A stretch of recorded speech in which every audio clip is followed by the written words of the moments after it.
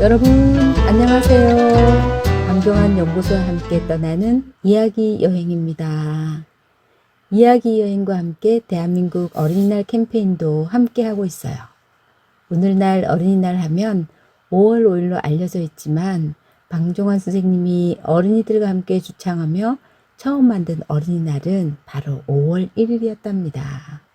5월 중에서도 첫날 생명이 움돋는 5월 초하루, 이 신성한 하루를 택했던 거죠. 꼭 기억해 주세요. 어린이날 제정기념일은 5월 1일입니다. 자, 그러면 오늘의 주제는 수건 돌리기 놀이 이렇게 놀아보기 어때요? 라고 정해봤어요. 오늘 아침 우연히 최근 청년들 사이에서 술래잡기 놀이가 유행이라는 기사를 접하게 되었어요. 그 중에서 청년들이 둥글게 모여 앉아 수건 돌리기 하는 모습이 소개되었죠. 크리스마스 날 저녁에 아직 얼굴이 나선 청년들이 모여 앉아 각자 자기소개를 하면서 옛 추억의 놀이를 하고 있는 모습은 퍽 감동적이었어요. 그 모습을 보고 있으니 방종환 선생님이 창간하신 어린이 잡지에 실려있는 수건놀이라는 글이 생각났어요. 박래옥 젊은 선생님이 소개한 수건놀이는 두 가지 방법이었는데요. 요즘 우리가 하는 것과는 조금 다른 것이 참 재미있습니다. 요즘에는 수건 준 사람과 수건 받는 사람이 같은 방향으로 달리는 것 같아요. 하지만 오늘 소개하는 이 글에는 두 사람이 반대 방향으로 돕니다. 또 술래가 한 바퀴 더 돌고요. 궁금하지요? 자, 그러면 그 내용을 찬찬히 읽어드리겠습니다. 이 유희는 소년회에서나 학교에서나 모두 할 수 있는 재미있는 놀이입니다. 10명 혹은 13명 또 3, 40명이라도 할 수 있는 재미있는 놀이입니다. 첫 번째, 소년 전원이 일렬로 원형을 지어 뒷짐을 지고 있는 원형 밖에는 술래 한 사람을 내어 수건을 가지고 있다가 선생님이나 누가 시작을 부르면 술래는 수건을 가지고 가령 오른편으로 다름질에 돌아가다가 누구든지 아무에게나 뒷짐을 쥐고 있는 손에 수건을 던져주고 빨리 한 바퀴 더 돌아서 수건 준 소년의 자리로 먼저 가고, 수건을 받은 소년은 수건을 받으면서 즉시 술래의 반대 방향으로 왼편으로 빨리 돌아서 술래보다 먼저 자기 자리에 돌아와 들어서는 것이니, 만일 술래 먼저 들어섰으면 수건을 받은 소년이 술래가 되고, 술래가 소년보다 먼저 들어서지 못했으면 또다시 술래 노릇을 하게 됩니다.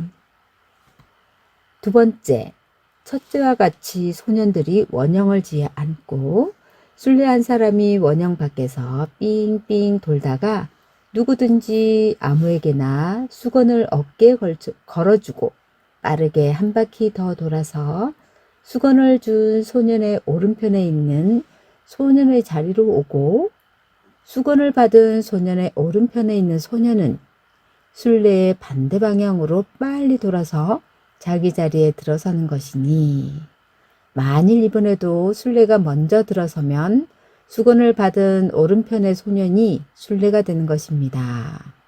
술래보다 먼저 빨리 돌아서 자기 자리에 들어서면 앞서 술래가 그냥 이번에도 술래가 되는 것입니다. 경성 계동 65번지. 그런데 이야기를 전하고 보니까 1923년 그 당시에 했던 수건 돌리기 놀이와 오늘날 대체적으로 하고 있는 수건 돌리기 놀이가 조금 다른 점이 있기도 해요.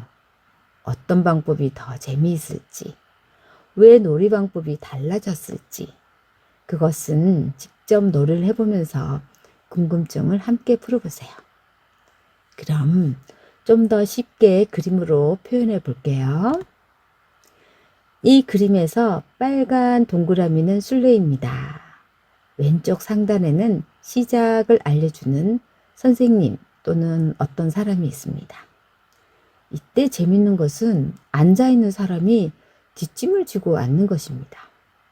술래는 뒷짐진 사람 손에 수건을 던지고 빠르게 달립니다. 술래가 몰래 손수건을 앉은 사람 뒤쪽에 놓아두면 앉은 사람이 자꾸 뒤돌아보거나 떠듬떠듬 손을 떠듬거리게 되겠죠. 그래서 이런 모습과 조금 다릅니다. 한 가지 더 재밌는 것은요. 수건 받은 사람이 술래가 도는 방향과 반대 방향으로 돈다는 것입니다. 술래가 오른편으로 돌면 수건 받은 사람은 왼편으로 돌아서 자기 자리로 갑니다. 그래서 술래는 그 대신 빠르게 달아나듯이 해서 한 바퀴 더 돌아서 오는 것이죠. 이렇게 해서 수건 받은 사람이 술래보다 먼저 자기 자리로 들어서면 어쩔 수 없이 술래는 다시 술래가 되는 것입니다. 그래서 이렇게 두 사람이 다른 방향에서 서로 다투어서 들어오게 됩니다. 그림으로 그려보니까 조금 이해가 잘 되죠. 네, 손수건을 어깨에 올려두는 것도 참 재밌네요. 도는 방법은 똑같은데 어깨에 수건이 올려진 그 오른쪽 사람이 일어나서 도는 것이 다릅니다. 수건 돌리기 놀이는 노래를 부르면서 여러 사람들이 함께 어울리고 술래잡기라는 특징도 있어서 퍽 재미있고 긴장감이 있는 놀이입니다. 판단력, 운동감각, 공동체 정신을 길러줄 수 있는 놀이죠. 참여 인원이 많을 경우 술래를 2명 정해도 되는데요. 긴장감은 더 높아질 겁니다. 이번에 수건 돌리기를 한국민속대백과사전을 찾아봤어요.